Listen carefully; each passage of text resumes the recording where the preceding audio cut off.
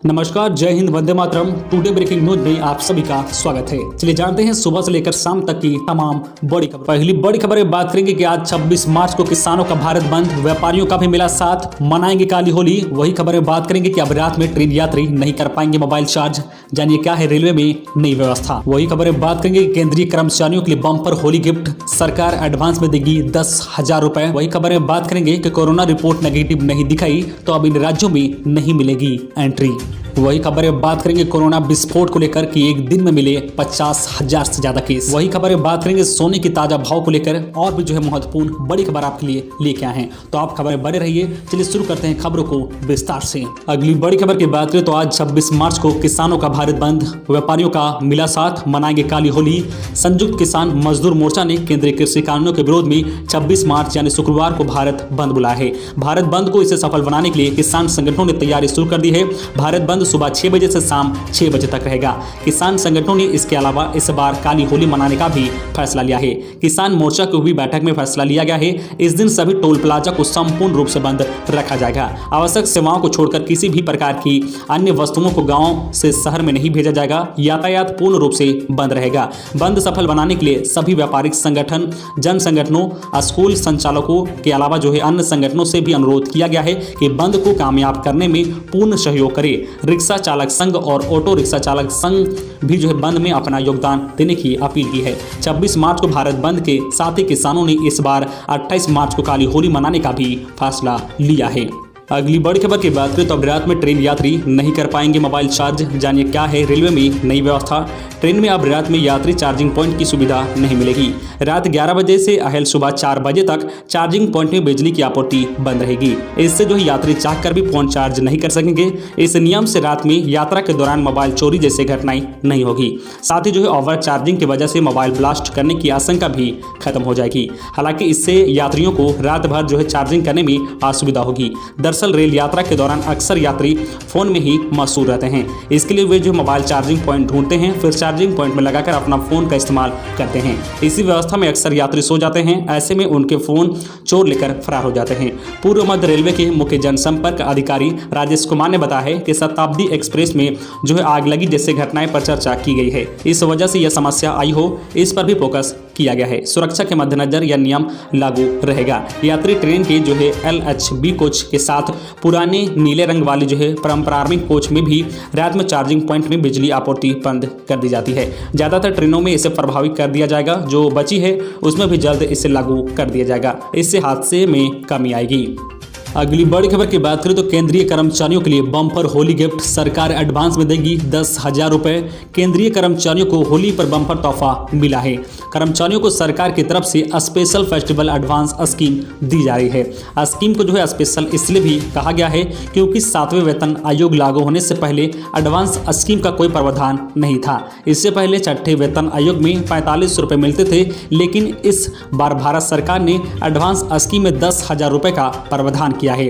कर्मचारी त्योहार के लिए 10,000 रुपए का एडवांस ले सकते हैं, इस पर कोई ब्याज नहीं लगेगा।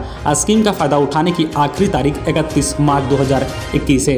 कोरोना की वजह से भले ही इस बार होली के रंगों में पहले जैसी रौनक ना हो, लेकिन केंद्रीय कर्मचारियों के लिए खुशखबरी है। स्कीम में मिलने वाले 10,000 रुपए एडवांस के तौर पर दिया जाएगा। 10,000 रुपए को कर्मचारी 10 आसान किस्तों में वापस कर सकते हैं। हालांकि स्कीम के तहत मिली इस राशि को 31 मार्च 2021 से पहले खर्च करना होगा। स्कीम के तहत दी हुई राशि ब्याज मुक्त होगी। कर्मचारियों को 7वें आयोग की सिफारिश के आधार पर यह सुविधा मिल रही है।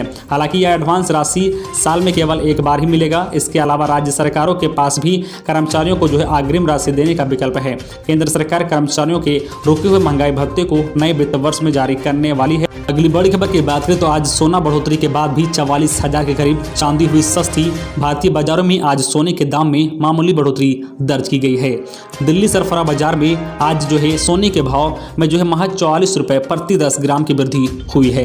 कई दिनों से जारी उठापटक के बीच अब भी गोल्ड 44,000 रुपए के आसपास चल रहा है। वहीं चांदी के दाम में लगातार गिरावट देखने को मिल रही है। पिछले कारोबारी सत्र के दौरान दिल्ली सरफरा बाजार में सोना 44,303 रुपए प्रति 10 ग्राम में बंद हुआ था। वहीं चांदी 64,747 रुपए प्रति किलोग्राम पर बंद हुई थी। वही अंतर्राष्ट्रीय बाजारों में आज गोल्ड की कीमत में मामूली गिरावट दर्ज की गई है, जबकि चांदी के भाव जस के तस हैं। दिल्ली सरफरा बाजार में बृहस्पतिवार को गोल्ड के भाव में 44 रुपये प्रति 10 ग्राम की मामूली तेजी आई है। राजधानी दिल्ली में जो है 99.9 ग्राम शुद्धता वाले सोने का नया भाव 44,347 रुपये प्रति 10 ग्राम हो गया है। इससे पहले कारोबारी सत्र में सोना 44,303 रुपये प्रति 10 ग्राम हुआ था। वही जो है अंतर्राष्ट्रीय बाजार में सोने का भाव आज मामूली तौर पर गिरकर जो है $1733 के प्रति जो है औसत पर पहुंच गया है। अगली बड़ी खबर की बात करें तो ड्राइविंग लाइसेंस को आधार से लिंक कराएं, मिलेंगे कई फायदे। आधार कार्ड आज के समय में महत्वपूर्ण दस्तावेज है। देश के हर नागरिक के लिए इसका होना अनिवार्य है। आधार कार्ड के बिना कोई सरकारी और प्राइवेट काम नहीं होता है। इसका इस्तेमाल बैंक अकाउंट खुलवाने, स्कूल यूनिवर्सिटी में एडमिशन, लोन, राशन की दुकान और अन्य कई जगहों पर किया जाता है। यहाँ तक कि सरकारी योजनाओं का लाभ उठाने के लिए भी आधार कार्ड नंबर होना अनिवार्य है। वही आधार को पैन कार्ड से लिंक कराना जरूरी है, जिसकी आखिरी तारीख 31 मार्च 2021 है। ठीक इसी प्रकार आधार को ड्राइविंग लाइसेंस से लिंक कराना भी अनिवार्य है। आइए जानते हैं क्या है इसके फायदे। आधार कार्ड को ड्राइविंग लाइसेंस से लिंक कराने पर डुप्लीकेट का खतरा खत्म हो जाता है। ऐसे में फर्जी ड्राइविंग लाइसेंस नहीं बनेंगे और किसी हादसे या इमरजेंसी में पहचान करना आसान होगा। अगली बड़ी खबर की बात करें तो मुंबई में आज 5,504 नए संक्रमित मिले हैं, या एक दिन में अब तक के सबसे ज्यादा केस। 81% नए मामले महाराष्ट्र, गुजरात समेत 6 राज्यों से। मुंबई में आज कोरोना के 5,504 नए मामले सामने आए हैं। यह आंकड़ा एक दिन में अब तक का सबसे ज्यादा है। वही देश में कोरोना संक्रमण के 81% नए मामले महाराष्ट्र और गुजरात समेत 6 राज्यों से आ रहे हैं। हेल्थ मिनिस्ट्री ने गुरुवार को बताया है कि महाराष्ट्र, केरला, पंजाब, कर्नाटक, गुजरात, तमिलनाडु और मध्य प्रदेश में संक्रमण तेजी से पांव पसार रहा है। इससे जो है महाराष्ट्र और गुजरात ऐसे 2 राज्य हैं जहां महामारी शुरू होने के बाद एक दिन में सबसे ज्यादा पॉजिटिव केस सामने आए हैं। देश में जो है रोजाना मिल रहे कोरोना संक्रमितों का आंकड़ा 50,000 के पार हो गया है। पिछले 24 घंटे में 53,419 मरीज मिले हैं। वही 26,527 ठीक हुए हैं। वही 249 की मौत हो गई है। नए संक्रमितों का यह आंकड़ा 23 अक्टूबर के बाद सबसे ज्यादा है। तब जो है 53,931 मरीज मिले थे।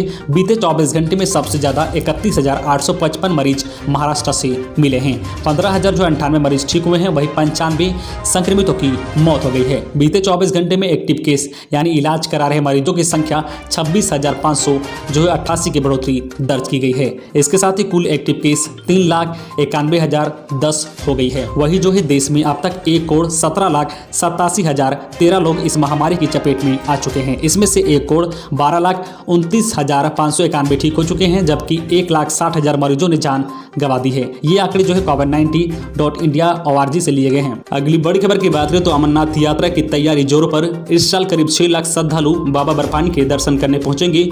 पिछले साल कोरोना की वजह से रद्द हो गई थी यात्रा। 28 जून से शुरू होने वाली अमरनाथ यात्रा में इस बार करीब 6 लाख श्रद्धालु के पहुंचने की उम्मीद है। इसी के मद्देनजर जम्मू कश्मीर में तैयारी जोर शोर से चल रही है। मुख्य सचिव BBR जो है सुब्रमण्यम ने जो है इससे जुड़े अधिकारियों के साथ बैठक कर अमरनाथ यात्रा की तैयारियों का रिव्यू किया।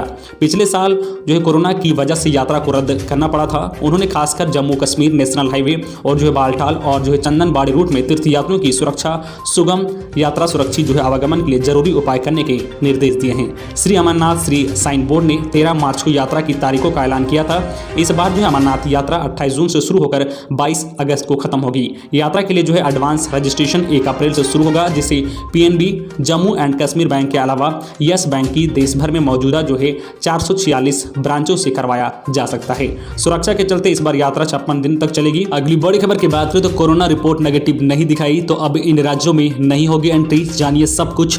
देश में जो है एक बार फिर कोरोना वायरस संक्रमण की रफ्तार बढ़ती जा रही है, जिसके चलते लोगों को भारी एहतियातन बरतने के निर्देश दिए गए हैं। देश भर में 2 दिन बाद होली का त्यौहार है, जिसे लेकर तैयारियां शुरू कर दी गई है। होली का महापर्व मनाने के लिए लोग दूर दराज से अपने घर आने शुरू हो गए हैं। ऐसे में सरकार को चिंता है कि जो है कहीं थोड़ी सी चूक भारी ना पड़ जाए। देश के कई राज्यों में सरकारों ने जो है कोरोना वायरस संक्रमण से सख्ती से निपटने के लिए सख्त नियम बना दिए हैं। झारखंड, कर्नाटक, राजस्थान, केरला सहित कई राज्यों ने दूसरे राज्यों से आने वाले लोगों के लिए कोरोना की रिपोर्ट नेगेटिव को भी अनिवार्य कर दिया है। अगर आपने नेगेटिव रिपोर्ट नहीं दिखाई तो एंट्री नहीं हो सकेगी।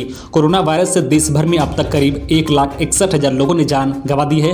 वही कोरोना रोजाना मरीजों की संख्या बढ़कर 1 करोड़ 18 लाख हो चुकी है।